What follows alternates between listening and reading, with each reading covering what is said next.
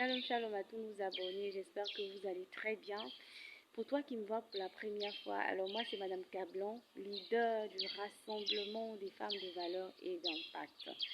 Alors aujourd'hui c'est mercredi et mercredi c'est une exhortation, un chant sur notre page et sur tous nos réseaux sociaux.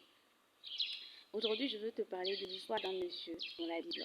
La Bible ne le nomme pas, mais c'est ce monsieur-là qui était assis au bord de la piscine de Bethesda depuis 38 ans, dans Jean chapitre 5, versets 1 à 15, les 15 premiers versets.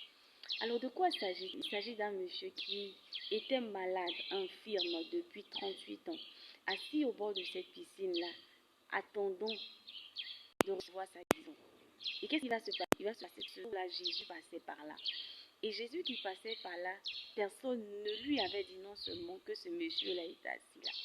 Mais lorsqu'il a vu ce monsieur-là, il a reçu la révélation que ce monsieur-là était malade depuis 38 ans. Et en seconde chose, qu'est-ce qu'il va se passer à ce monsieur? Veux-tu être guéri? Et le monsieur va dire, Seigneur, tu vois. Toi, on te demande, est-ce que tu veux être guéri? Tu commences à donner explication.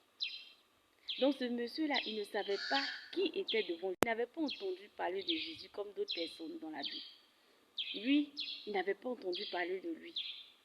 Mais c'est quelqu'un que Dieu avait localisé pour pouvoir mettre fin à la situation qu'il traversait depuis 38 ans. Et même malgré les explications qu'il a données à Jésus, Jésus a guéri ce monsieur-là. Et quand il s'est levé, il est allé se présenter aux gens. Les gens ont dit non, pas possible. Comment ce monsieur-là, quelqu'un a pu le guérir du ça? Vous voyez? Et ce monsieur-là, après s'être présenté encore, il vient rencontrer Jésus. Et c'est maintenant je vais dire ça comment? C'est maintenant qu'il se rend compte au fait que c'est Jésus qui l'a guéri après s'être présenté la première fois. Et qu'est-ce que Jésus va lui dire? Jésus va lui dire, va, ne pêche plus. Sinon, ce qui t'arrivera sera pire que ta situation qui s'est passée. Et j'ai compris que, au fait, ce monsieur, il n'avait pas été malade. Il n'avait pas été, cette maladie-là n'a pas été la cause à sa naissance, non. C'est un péché en fait qui a fait que ce monsieur-là, il était malade et assis au bord de cette piscine depuis 38 ans. C'est ce que Jésus va lui dire. Et j'ai compris qu'il y a des maladies qui sont à la base du péché dans lequel nous tombons.